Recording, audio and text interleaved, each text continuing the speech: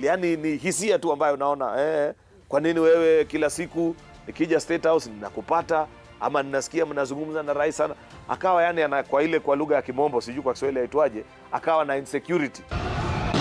Sources say that the straw that broke the camel's back in Gachagua-Ruto relationship was at the height of anti-finance bill protest by Gen Z. Gachagua is said to have altered words that broke the already messy relationship. Gachagua would later hold a press briefing in Mombasa minutes after his boss addressed the nation and seemingly reading from a different script on the matter. All these things happened because of government failure. It should never happen. Let us see how to compensate those families, those who are dead. We help those who are in hospital with bills, and we help to bury them. Gachagua then urging the president to listen to the young Gen Z. Where did we stop listening to the people? President William Ruto and I were the darling of the Kenyan people. Later, he was accused of being aware and his involvement with planning the protest. His close allies James Gakuya of Embakasi North and Major Dong of Embakasi Central, among others, facing DCI over the matter, who until to date insist it was just a plan to soil their names. Kwa njia moja ama nyingine, yeye alihusika katika maneno huo. Kwa nini nasema hivyo?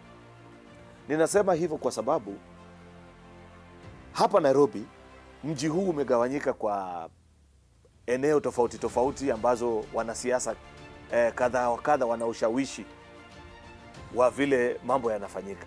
Kwa hivyo unapoona wananchi pahali fulani pengine kumewaka moto, mambo yamechemka, unajua sababu sisi ni wanasiasa na tunajuana. Unajua ni hapa Liz, hawa ni watu wake. There were demonstration all over the country. That means if it was sponsored by anybody, that person is so powerful. He's so powerful and he has support in all 47 counties. Kaniambia nimsaidie rais kwa kazi. All this long, Gachagua stood with his Mount Kenya or the so-called Murima people. Niendelee kuchunga mambo ya mlima ama nisichunge? Sasa hiyo kuchunga mambo ya mlima inaniletea matatizo. The president later dismissed the entire cabinet apart from Gachagua and Prime Cabinet Secretary Musalia Mudavadi. I will immediately engage in extensive consultations across different sectors and political formations and other Kenyans with the aim of setting up a broad-based government. At the height of the dismissal, Gachagua insisted that the Mount Kenya region should get its share back in the cabinet. Mount Kenya got at least 9 cabinet secretaries, but this time, with Raila Odinga's men on board, a move which didn't sit well with Gachagua. His allies spoke of sidelining the deputy president, and later Gachagua stating of even missing out on his boss itinerary. This is just a power play. There were so many people who are not probably happy with the deputy president, and those are the inner circle of the president. But I do not have a problem with the inner circle. I only have a problem with my president, whom I voted for, because he could have done something. He could have spoken about it. He could have mentioned it. And I'm also very angry at the Prime Minister Raila Odinga, because he used that opportunity also to kick out a person from the mountain. Yet he wanted the support of all of us as a country to vouch for him to be the chairman at AUC. Mount Kenya people are so peaceful. They have impeached the deputy president. Very many people expected demonstration. Did you see any? No. They just kept quiet and said, this is your time.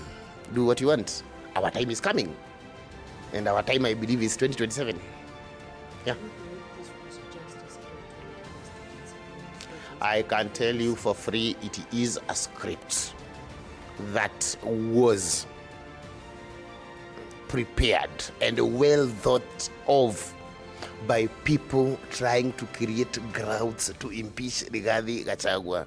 The rumor of impeachment of the second Deputy President Rigathi Gachagua became a reality on October 1st, 2024, when a notice of motion of impeachment was presented in the National Assembly by Kibwezi West Member of Parliament Ekomas Mwengi Mutuse, who listed 11 charges against Gachagua. Despite of intense lobbying, the centre could not hold, and 291 members of National Assembly voted in favour of impeachment motion.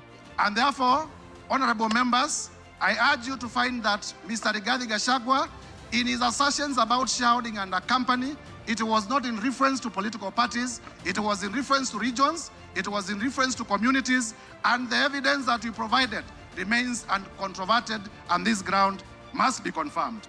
The results of the division on the motion are as follows. Abstentions 1. The noes 44.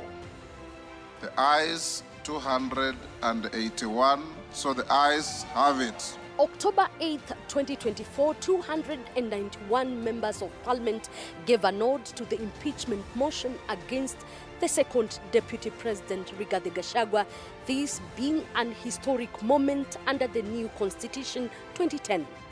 Gachagua and his team, hopeful that Senate would save him, he even offered himself to defend himself at the Senate, but senators could hear none. Mheshimiwa Spika, masuala ya ukiukaji wa kiapo haya, Mheshimiwa Spika, hayana nguvu kwa sababu wakati alipokuwa anaapishwa siku ya kwanza aliapa viapo viwili. Kwa hivyo hatujui ni kiapo kipi ambacho alikikeuka wakati Mheshimiwa Muthusi alipokuja hapa na kuzungumzia masuala haya.